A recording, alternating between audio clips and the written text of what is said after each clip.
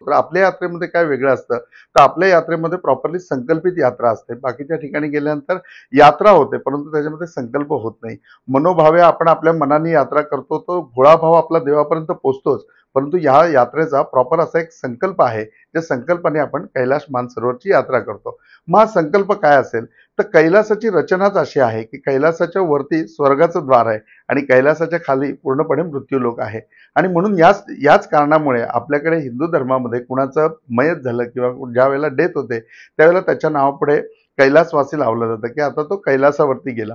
म्हणजे कैलासावरनं एक तर तो स्वर्गामध्ये जातो किंवा कैलासावरती गेल्यानंतर तो मृत्यू लोकामध्ये जातो. म्हणजे गती मिळण्याचं काम आहे ते पूर्णपणे कैलासावरतीच होतं.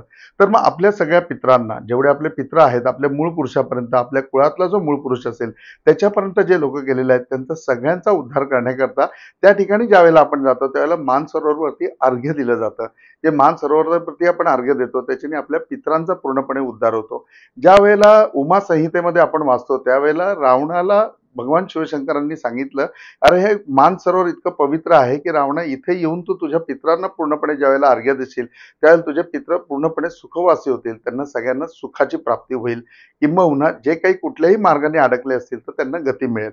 निश्चितपणे आपण ज्यावेळेला मानसरोवरती जातो त्यावेळेला मानसरोवरती पूर्णपणे स्नान आपल्याला करायला मिळतं, मानसरोवराची परिक्रमा आपल्याला करायला मिळते आणि त्यावेळेला आपल्या सगळ्यांच्या हातून त्या ठिकाणी अर्घ्य दिलं जातं, जेणेकरून आपल्या मूळ पुरुषापर्यंत सगळ्या पितरांचा उद्धार होऊ दे, सगळ्या पितरांना गती मिळू दे, ज्यांना कार्यान्वये किंवा त्यांच्या पुण्याईने मोक्ष मिळणार असेल त्यांना मोक्ष मिळू दे आणि आपल्या कुळाचं पूर्णपणे कल्याण होऊ दे.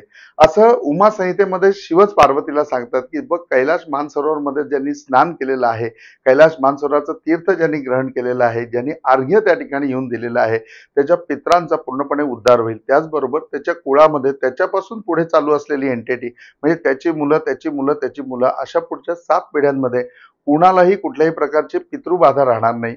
कुणालाही कुठल्याही प्रकारे मृत्यू जो होईल तो मृत्यू सुद्धा क्लेशदायक असणार नाही. तर शांतपणे प्रत्येकाला मृत्यूची प्राप्ती होईल आणि ते सगळेजण दीर्घायुष्य होतील.